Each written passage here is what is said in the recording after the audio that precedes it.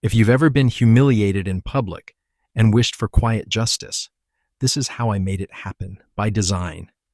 I didn't raise my voice. I didn't flip a table. I didn't let a single security guard put a hand on me. I just walked out. Because some nights don't end when the champagne stops. They end when the paperwork begins. It was a Friday in Manhattan, one of those hotel ballrooms that looks the same no matter how much money you pour into centerpieces. Tall candles, white hydrangeas, a stage with tasteful uplighting. I knew something was off the minute we stepped out of the elevator. Conversations paused a beat too long when we passed.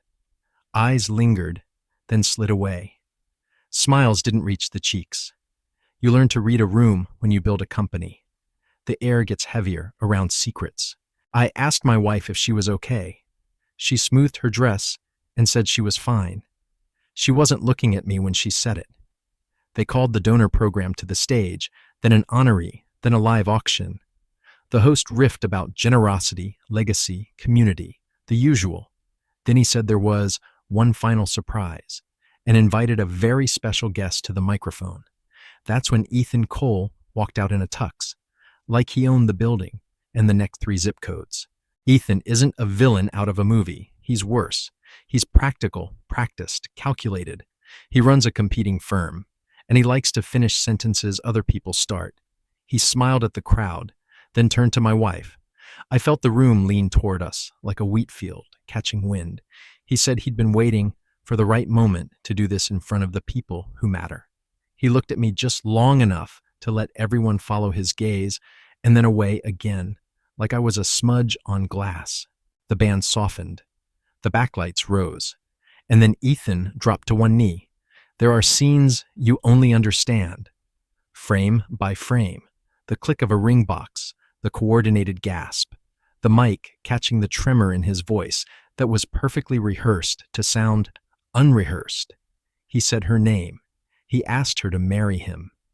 Then he turned back to the crowd, as if he'd almost forgotten something, and added, light as confetti, she deserves better than a husband who won't fight for her, or Joe can't. People laughed the way people laugh when they're relieved someone else is the punchline. My heart didn't race. It slowed. That's how I knew we had crossed from messy into engineered. My wife's hand went to her mouth. She wasn't surprised. Not at all. She looked at me. One quick private glance that asked for permission and forgiveness in the same breath. And then she said yes. Phones came out like a flock of blackbirds. Someone behind me whispered, "Oh my God." Someone else said, "He's right there." The spotlight found us anyway. The light does that. It wanders toward drama. The band hit a chord. The crowd tilted its head to catch my reaction. When humiliation happens in public, the audience wants a break in the skin. Anger, a shout, a shove. We give the internet the ending, and it gives us the views. I didn't. I nodded once, as if a minor scheduling conflict had been clarified, and I walked out. No rush, no stumble. Coat on, elevator down, lobby out. Like a man who had somewhere to be, because I did. In the backseat of the Uber, I watched storefronts slide by and counted mistakes I would not make. Number 1, I would not try to make sense of someone else's story while I was the prop in it. Number 2, I would not teach a crowd how to see me. Number 3, I would not bleed where cameras were waiting. The doorman at my building tipped his hat without asking a question. I rode the elevator in silence, unlocked the door, and went straight to the study. I didn't pour a drink. I opened the safe. People think power is a loud voice and a bigger checkbook. It isn't. Power is a well-lit filing cabinet and a well-designed system that doesn't care how you feel. I took out 3 folders: the operating agreement for Northbridge Labs, the amendments, and the board consent package we executed last spring when our CFO, on my insistence, updated payment protocols after a vendor fraud scare in another firm. I laid everything on the desk, checked the signatures, and turned on the desk lamp. The documents were clear. I was majority founder with a voting block that could trigger emergency spending controls. We'd built guardrails for fires we thought might start in someone else's building. It's funny how often the sprinklers you design for them save you from her. I logged into the Treasury dashboard. The vendor disbursement queue for a Caribbean executive retreat sat right there, scheduled for Monday. Hotels, flights, a deposit for a catamaran. Charming. I clicked Review. The system asked for two-factor authorization. I entered it. The queue expanded like an accordion and waited for a decision. Stop payment, I selected. Not a temper tantrum. A policy call. A compliance note left in the comments for audit. Board review required prior to discretionary off-site expenditures. Material reputational risk identified. It took less than 6 seconds and more than 2 years of thinking ahead. Next, the event invoices from tonight. Lighting, staging, PR package. It wasn't illegal for Ethan to stage a proposal at a charity gala, but it wasn't our problem to fund the spectacle that made our company's founder into a punchline. The PR vendor's invoice referenced visibility enhancement. I highlighted enhancement, added another stop payment, and sent a message to our controller. Flag all vendor spends. Associated with gala codename. Hold for legal review. I CC'd legal. If you're going to be precise, be documented. Then came the operational accounts. Our emergency protocol required 2 sign-offs to freeze a module. Mine counted as 1. The second signature was either CFO or general counsel, depending on the module. I drafted a midnight note to both, referencing section numbers that would make a compliance officer feel hugged. The subject line read, Activation, Emergency Financial Protocol, Reputational and Governance Risk. The body was dry and boring and perfect. I didn't press send yet. I watched the cursor blink.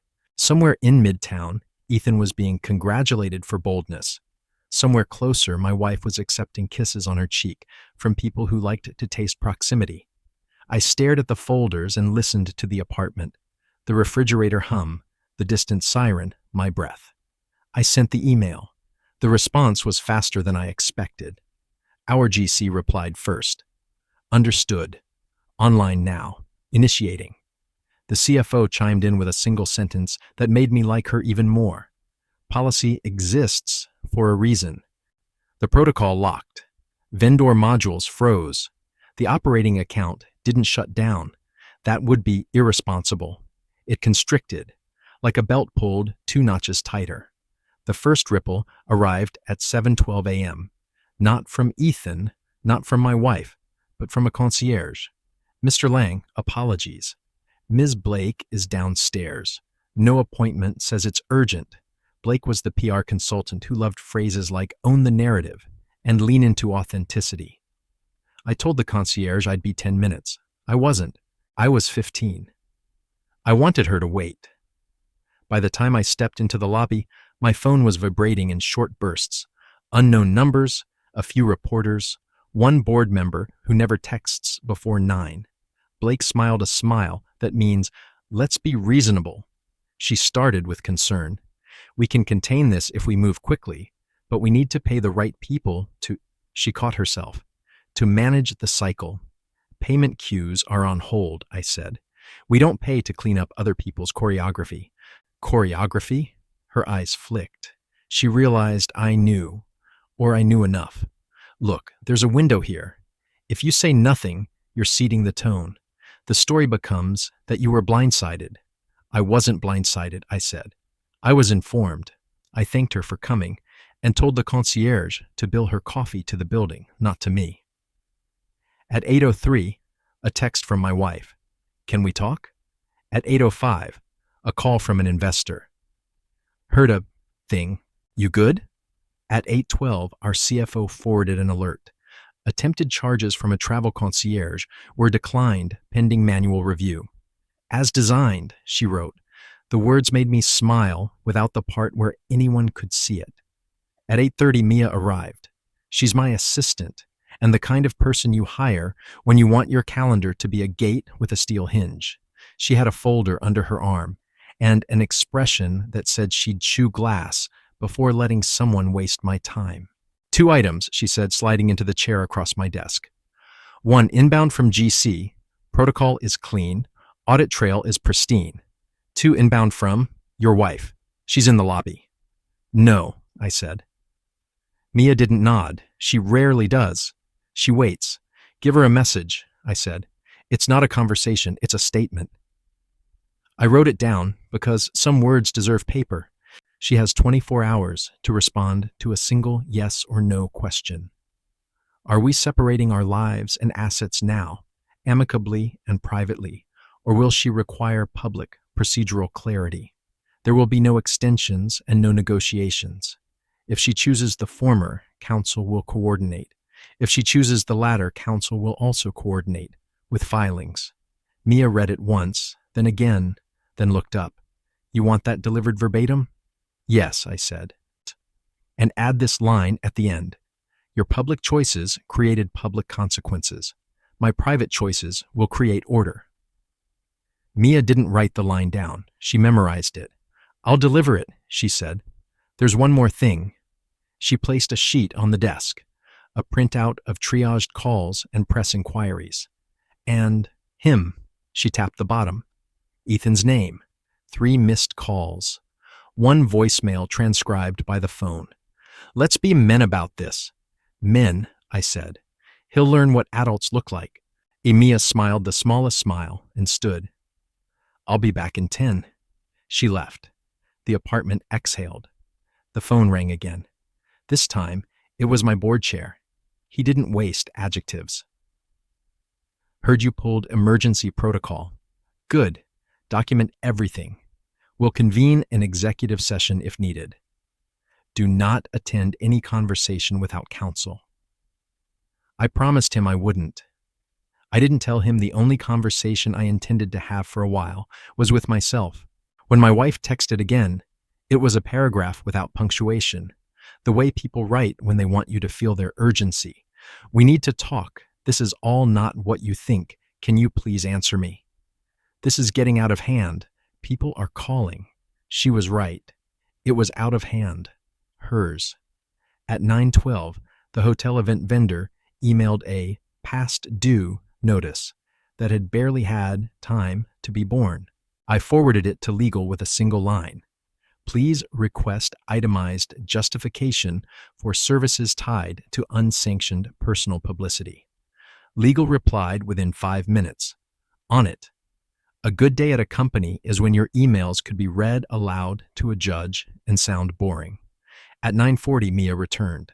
She closed the door behind her and stood with her hands folded. Delivered, she said. She cried, then she got angry. Then she asked if there was a smaller number than 24. I told her there wasn't.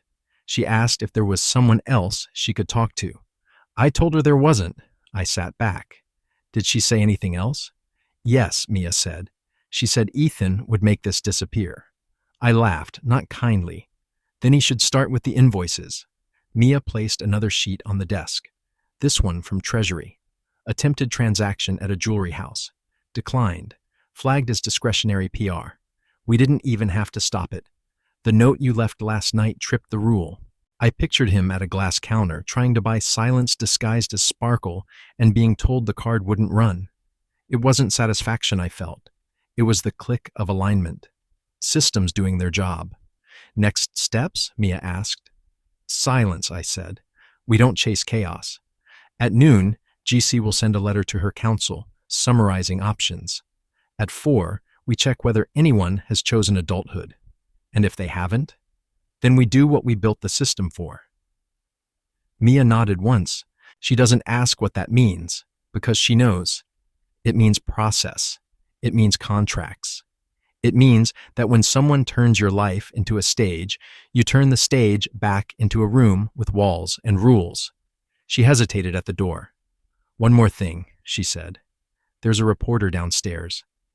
Says he wants your side. Tell him my side is a filing cabinet, I said, and it doesn't do quotes. After she left, I stood at the window and watched taxis push through the late morning light. The city was still itself, a reliable machine. I set my watch for 24 hours.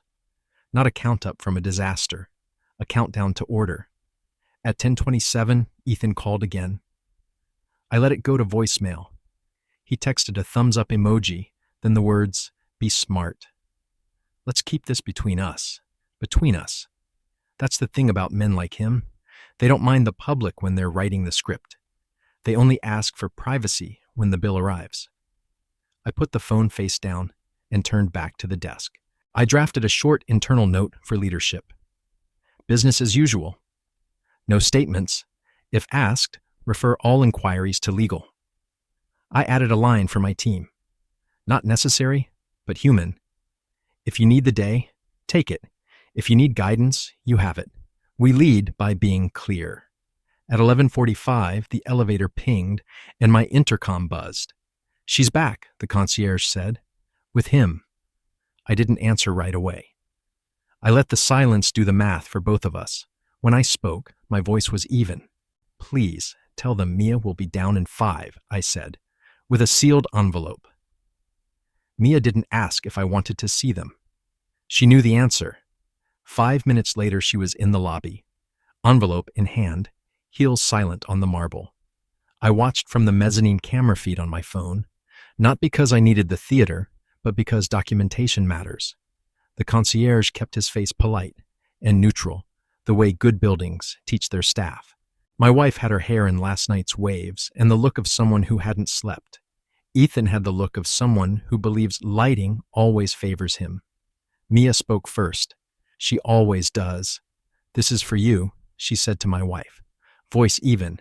As discussed, 24 hours. There are 2 boxes on page 1. Choose one. She didn't look at Ethan. That's a tiny mercy I pay her well for. He tried anyway. Let's not be dramatic, he said, aiming the smile at Mia, then the camera, then the world. We're all adults here. Then act like it, Mia said, not unkindly, and turned. The elevator doors closed on his jaw, tightening the way people's faces do when they lose the angle. Back upstairs, she set the receipt on my desk, a timestamp from the front desk log. We don't rely on memory when paper will do. She asked if you would see her, Mia said. I will see her answer, I said. We worked the rest of the morning as if nothing had happened, because nothing had, not to the P&L. The inbox filled with polite euphemisms from people who like to be near fire without admitting they felt heat. The legal team drafted the follow-up packet, so it would be ready at the 24-hour mark. Treasury monitored attempted transactions and flagged 2 more, a crisis consultant retainer and a florist invoice with enough roses to apologize to a small country. Both declined. At noon, I ate at my desk, unremarkable food in an unremarkable container. Routine is the scaffolding you build around a life when someone tries to turn it into a stage.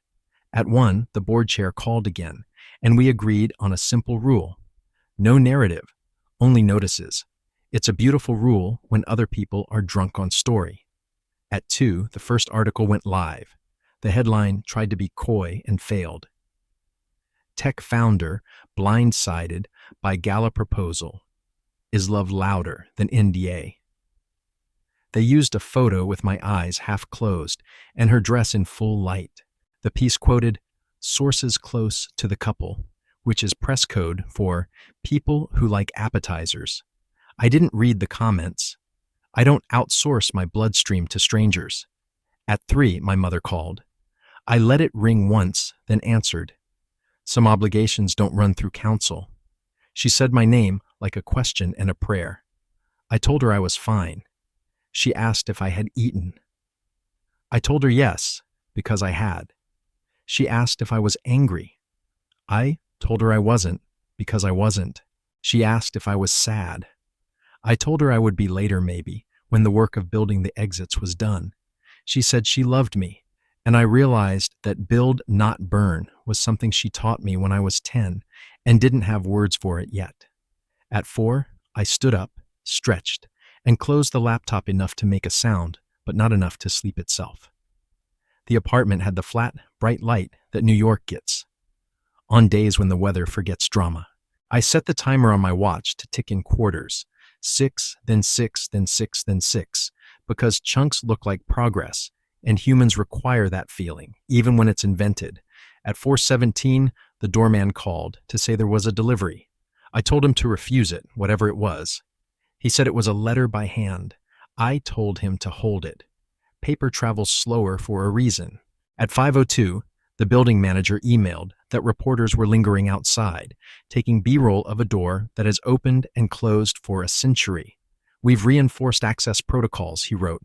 Do you want to use the service entrance? I told him no. We don't sneak. We proceed. At 5:31, my wife texted a photo of the envelope. Opened. There was a picture of the two boxes. One checked. Amicable and private separation.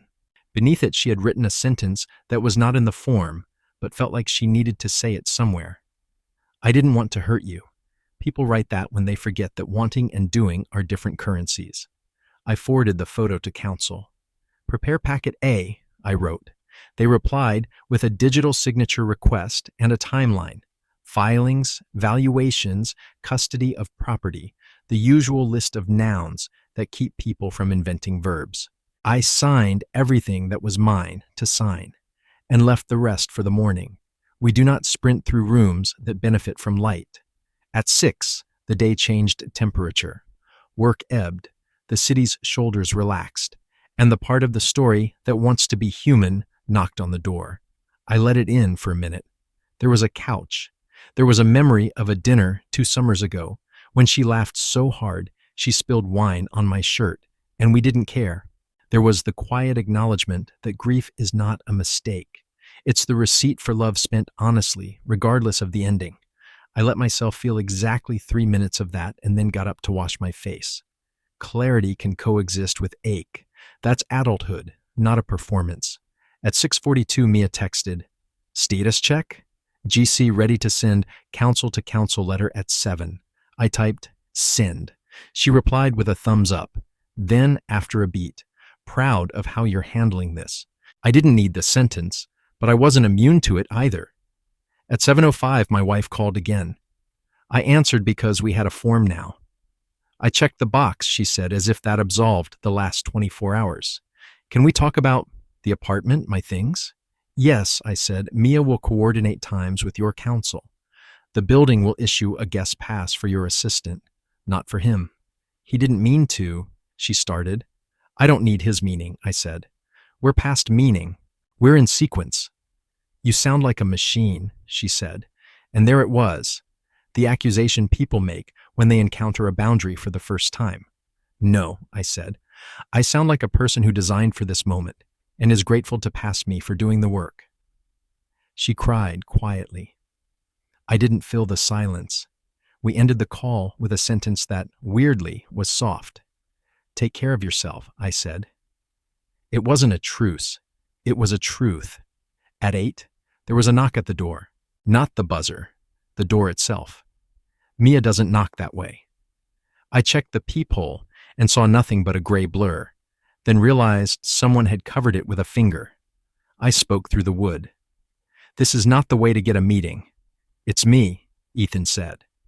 His voice is thinner without an audience. I don't have business with you, I said. You have a wife with me, he said, and then added the kind of sentence men say when they think leverage looks like cruelty. You had your chance. I unlocked the door but didn't open it. The chain was in place. He leaned in close to the gap. You made a mistake, he said. You can't freeze every dollar. You can't freeze me. I didn't freeze you, I said. I froze policies. The rest is your imagination. He laughed. You think a system protects you? Systems are run by people. People take calls. Not after 9 p.m., I said, and closed the gap gently. You'll get the schedule like everyone else. He swore, softly because the hallway has ears, and I heard his shoes retreat. I waited, listening to the elevator arrive, the door slide, the cables hum. There was a moment where I almost felt sorry for him.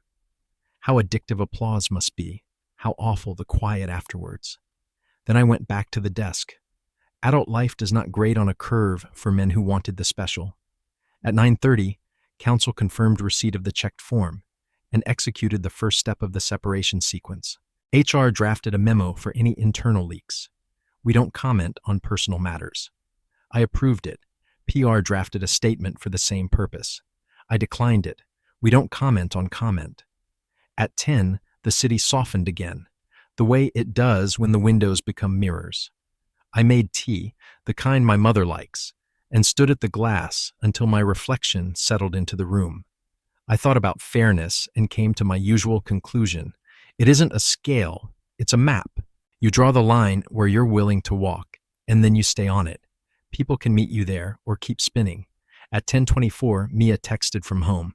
Timer set, audit trail locked, council to council at 9 a.m., security briefed, sleep if you can.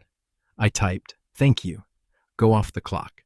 She sent a single dot, the closest she allows, to affection on company time, and the chat went dark. At 11, the intercom buzzed one more time. The concierge again. Mr. Lang, there's a small crowd with cameras, he said. We can escort you to the garage if you need to leave. I don't, I said, but thank you. I put the phone in a drawer and the drawer in my mind. I brushed my teeth. I set my clothes for morning the way I always do. Jacket on the chair, watch on the tray, shoes aligned like a promise. Routine is not denial. It's an oath. In bed, the noise settled into a distant sea I didn't have to cross. I let myself think one last, untidy thought. There was a version of my life where last night didn't happen. In that version, there would have been a different betrayal on a different calendar with different lighting. Systems don't make you invulnerable. They make you ready. The morning arrived exactly on schedule, as mornings do for the lucky. I woke before the alarm and checked the timer on my watch. 24 hours shrank to a sliver of green. The inbox had grown polite again. Press attention moves on when it doesn't find quote-shaped sugar. I showered, shaved, and tied my tie with the same knot I always tie, the one my father taught me with a patience that lives in my hands now. At 8:12, a courier arrived with a box, the kind legal documents like to travel in. I signed, opened it, and reviewed the packet. Disclosures, calendars, asset schedules, dates, the future, broken into digestible pages. I initialed where I needed to, signed where it mattered, and placed the rest in a folder labeled with today's date. I don't keep trophies. I keep records. At 8:59, my phone lit up with a text from Mia. Ready? I replied, ready. At 9 exactly, counsel sent the formal letter to her counsel, acknowledgement of the choice, outline of the next 30 days, proposed mediation dates, a clause about privacy that exists not to protect anyone's image, but to protect the work of ending well. It landed with the soft thud of something inevitable. At 9:03, she texted, I'll sign. I typed, thank you. I meant it. The world doesn't give us neat endings. We write workable ones. At 9:10, I put on my jacket and picked up my briefcase. The door was an ordinary door. The hallway was an ordinary hallway. The elevator was an elevator. The lobby was a lobby, except for the part with the cameras. I walked through them and into the day. A reporter asked if I had a comment. I said, we're proceeding. He looked disappointed. The story would have to survive without my adjectives. Outside, the city made its usual promises. Noise, speed, anonymity, 1,000 chances to be a person who doesn't flinch. A taxi stopped because my hand said so. I got in and told the driver the address of an office where no one would ask me how I felt if I didn't want to say. The meter clicked like a metronome for grown-ups. As we merged into traffic, a notification slid onto my screen. A calendar invite from counsel, a hold for mediation, another hold for appraisal, a tentative for a board check-in. I accepted all three. The driver asked if I wanted music. I said, let's keep it quiet. He nodded, and for 10 blocks, there was the kind of silence that isn't empty. It's clean. At a red light, I looked up.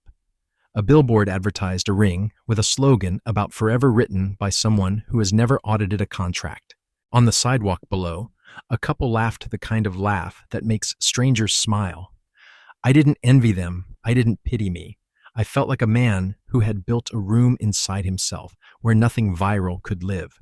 The light changed. The cab moved. The day unspooled on schedule, the way it does when you choose it.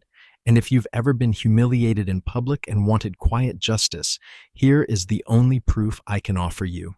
When the system clicks and the chaos goes still, there's no applause. There's just the steady sound of a life that belongs to you again. If you've been here, if you've stood in a room that turned into a stage without your consent, tell me something honest in the comments. When you reached the edge, did you burn it all down, or did you build your exit and walk through? Because in the end, that's the only choice that matters. Burn or build.